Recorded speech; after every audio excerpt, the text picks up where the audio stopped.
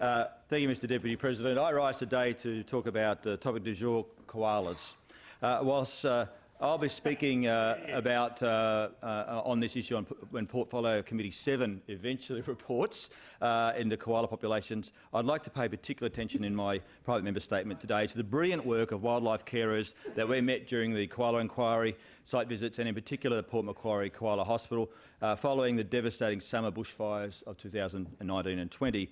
I witnessed, along with our colleagues, the work of the wildlife carers in rescue and rehabilitation of koalas and other wildlife before the fires began. The strain on carers rescuing and caring for koalas and other wildlife was clear and evident, and after the fires the situation highlighted the challenges associated with the increasing number of animals coming into their care. Unfortunately, through no fault of their own, wildlife carers in New South Wales entered the 2019-2020 summer bushfire season overworked and under-supported, and frankly quite fragmented. It's also very clear that these carers bore the burden in both rescuing and rehabilitating not just koalas but animals taken from fire grounds, often and usually at their own expense. It is without doubt that the work of wildlife carers was critical in saving many animals in the aftermath of the fire season. One moving visit was, as I said, to the Port Macquarie Koala Hospital, where we met an incredible group of volunteers working tirelessly to save the lives of koalas who were severely injured and burnt in the fires.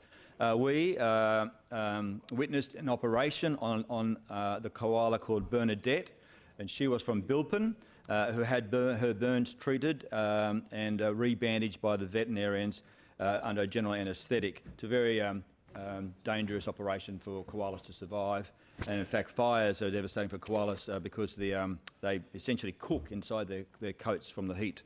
We also met other koalas who will stay there permanently because their injuries are so catastrophic at the hospital under the care of the dedicated volunteers. I'd like to take this opportunity to thank those say thank you to those wildlife carers for the work across the state they do, particularly after the devastating bushfires. At the Port Macquarie Koala Hospital, the World Wildlife Fund, WIRES and all the other organisations and volunteers that are caring for our wildlife.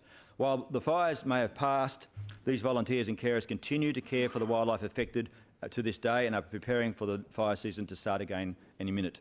The government is committed to supporting these wildlife volunteers. The Environment Minister, Matt Kean, stated, and quote, that the state's volunteer wildlife rehabilitators are the unsung heroes of our native animal rescue operations, dedicating their own time and significantly their own money to look after our animals when they need it most. On average, each volunteer contributes 900 hours a year, while veterinarians and veterinary nurses also contribute more than $1.8 million in free services and products a year. This increasing burden has prompted a rethink of how we deal with that. And so I'd like to conclude by urging the government to continue this support and thank the thousands of wildlife carers across the state.